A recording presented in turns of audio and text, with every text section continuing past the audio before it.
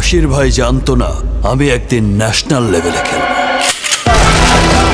এবার 100 কোটির ক্লাব ছাড়িয়েছে শাকিব খানের বরবাদ সিনেমা। বাংলাদেশ সহ যুক্তরাষ্ট্র এবং কানাডায় মুক্তি দেওয়া হয়েছে মেহেদী হাসান হৃদয় পরিচালিত শাকিব খানের বরবাদ সিনেমাটি। বাংলাদেশের মতো ঠিক একইভাবে শাকিব খানের এই বরবাদ সিনেমাটি দুই দেশকেই কাঁপিয়ে দিয়েছে। হলের সামনে মানুষ ভিড় করলেও ঠিক মতো টিকিট দেওয়া হচ্ছে না দর্শকদের।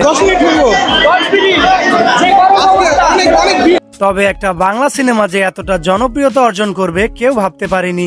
এটা কোনো হলিউড বা বলিউড সিনেমা না, এটি বাংলা সিনেমা 100 কোটির ক্লাবে পৌঁছানো মানে সবার কাছে এটি একটা স্বপ্নের মতো। শুধুমাত্র শাকিব খান দিয়েই যে এটা সম্ভব সেটা আবারও প্রমাণ করে দিলেন বাংলার মেগাস্টার শাকিব খান। গত 20 দিনে 50 কোটির প্লাস এসেছে।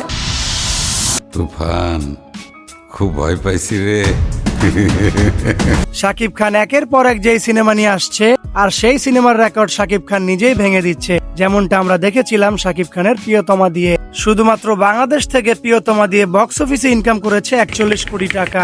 এরপর রাজকুমার দিয়ে বাংলাদেশের বক্স অফিসে ইনকাম করেছে 26 কোটি টাকা। এছাড়াও সর্বশেষ শাকিব খানের তুফান দিয়ে শুধুমাত্র বাংলাদেশে ইনকাম করেছে 56 কোটি টাকা। এবার বরবাদ দিয়ে শাকিব খান নিজের তুফানের রেকর্ড নিজেই ভেঙে দিলেন, দিয়ে বক্স অফিসে ইনকাম করে চলেছে প্রায় 100 কোটি টাকারও বেশি।